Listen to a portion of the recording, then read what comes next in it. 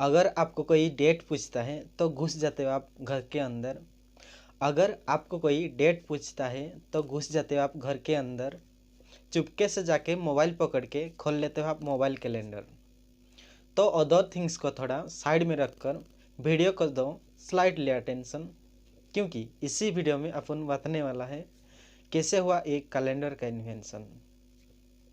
तो hello guys, this is Rohit Nayak from Rohit 123 YouTube channel. आज मैं डिस्कस करने वाला हूँ कैलेंडर के बारे में।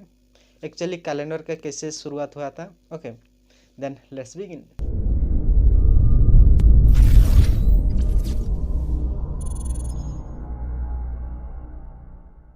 पहले क्या होता था कि ना हमारे पास घड़ी था ना हमारे पास कैलेंडर था, राइट। तो हम क्या करते थे कि 2 नाइट के अंदर के टाइम को हम दिन मानते थे एंड 2 फुल मून के अंदर के टाइम को हम 1 मंथ मानते थे। ओके, जिसको अभी ल्यूनर कैलेंडर के नाम से भी हम जानते हैं।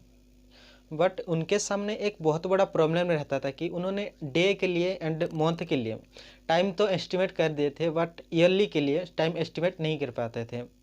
ईयरली टाइम एस्टिमेशन इसलिए इम्पोर्टेंट हो जाता है कि उन लोगों को उस टाइम पता नहीं रहता था कि कब बारिश आएगा, कब समर सीजन आएगा, राइट। तो उसी प्रॉब्लम का सॉल्व करने के लिए उनके सामने एक आइडिया आया। ओके, उन्होंने देखे कि हर रात स्टार के पोजीशन हमेशा चेंज होता रहता है, राइट।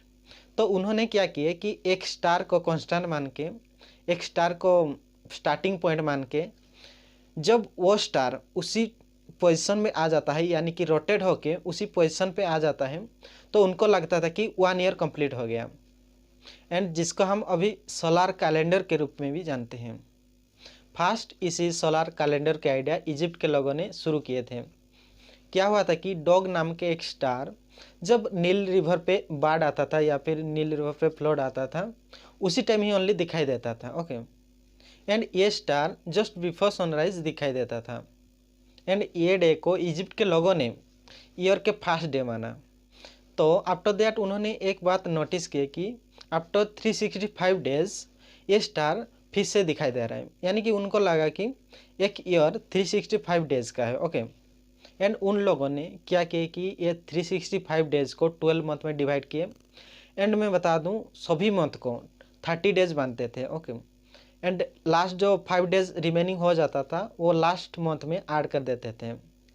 बट ये कैलेंडर भी एक्यूरेट नहीं था, क्योंकि हमारे 1 ईयर होता है 365 days and 6 our, right.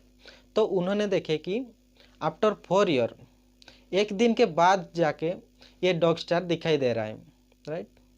And उसी टाइम इसी प्रॉब्लम को सॉल्व करने के लिए कोई सोचा ही नहीं। एंड इसी तरह मेसोपोटामिया में बेबीलोनियन लोगों ने एस्ट्रोनॉमर की तरह काम करते थे, एंड ये लोग ल्यूनर कैलेंडर को फॉलो कर रहे थे। एंड अगर आप अब भी देखोगे तो इस्लाम में ये कैलेंडर अवेलेबल है। बट ये कैलेंडर में एक डिसएडवांटेज ये था कि उन लोगों ने 1 मंथ को 29.5 डेज मानते थे, एंड इसका अगर हम ईयरली काउंट करें तो 354 डेज होता था, यानी कि 11 डेज का गैप हो जाता था। एंड इसके बाद रामुलस किंग ने रोमन कैलेंडर को इंट्रोड्यूस किया, जो कि बहुत सन एंड मून को देख के बनाया गया था। एंड इसी कैलेंडर में ईयरली 304 डेज होता था, एंड ये डिवाइड होता था 10 मंथ में। एंड मैं बता दूं, ये वीकली 8 डेज होता था। देख रहे हो भाई, पूरा अलग ही दुनिया में। मतलब रिमेनिंग 61 डेज का कोई मंथ ही नहीं था। एंड इसी कैलेंडर में एक एडवांटेज ये भी था कि जो मंथ होते थे उसको नेमिंग किया गया था। एंड फर्स्ट 4 मंथ को रोमन के गॉड के अकॉर्डिंग दिया गया था, जो कि था मेरिटिस, अप्रिलिस, मेस एंड लूनियस। एंड जो रिमेनिंग मंथ था उसको नंबर के अकॉर्डिंग दिया गया था, जैसे कि अक्टूबर को 8 के देख के बनाया गया था, यानी कि 8 यानी कि ऑक्ट। ओके, ऑक्ट से अक्टूबर। एंड इसी कैलेंडर में बहुत गैप होने के कारण भी उसको चेंज करना पड़ा। एंड इसी प्रॉब्लम को ध्यान में रखते हुए 713 BC में ल्यूमा पुम्पिलियस ने क्या किया कि उसी कैलेंडर को थोड़ा मॉडिफाई किए। एंड जो 61 डेज रिमेनिंग हो जाता था उसको 2 मंथ में डिवाइड किए, जो कि जनवरी एंड फरवरी था। एंड उन्होंने क्या किया कि सभी मंथ को ऑड नंबर में डिवाइड कर दिए। एंड मैं बता दूं, जो जनवरी एंड फरवरी मंथ होता था वो लास्ट में काउंट किया जाता था, यानी कि वो लास्ट मंथ था। एंड ये कुल मिलाकर 355 डेज होता था, जो कि रिमेनिंग डेज को फरवरी में ऐड कर देते थे। एंड इसके बाद क्या हुआ कि 450 BC में जनवरी एंड फरवरी मंथ को फर्स्ट एंड सेकेंड मंथ की तरह कंसिडर किया गया। देखो, क्योंकि उसी टाइम पॉलिटिकल एंड कुछ पर्सनल बेनिफिट के लिए डे को ऐड कर देते थे, कभी कभी सब्सट्रैक्ट कर देते थे, तो हमेशा सीजन में बदलाव होता था, यानी कि कैलेंडर में बहुत गड़बड़ी दिखाई दी। एंड फाइनली उसी प्रॉब्लम को सॉल्व करने के लिए जूलियस काइसर ने क्या किया कि थोड़ा सा कैलेंडर में बदलाव किए, उन्होंने 365 डेज किए एंड उन्होंने लीप ईयर को इंट्रोड्यूस किया। ओके, एंड जूलियस के डेथ के बाद इसी मंथ को जूलियस नाम रखा गया एंड किंग ऑगस्टस के नाम के अकॉर्डिंग इसी मंथ को अगस्त नाम रखा गया। ओके, एंड टाइम के अकॉर्डिंग उसको थोड़ा मॉडिफाई किया गया।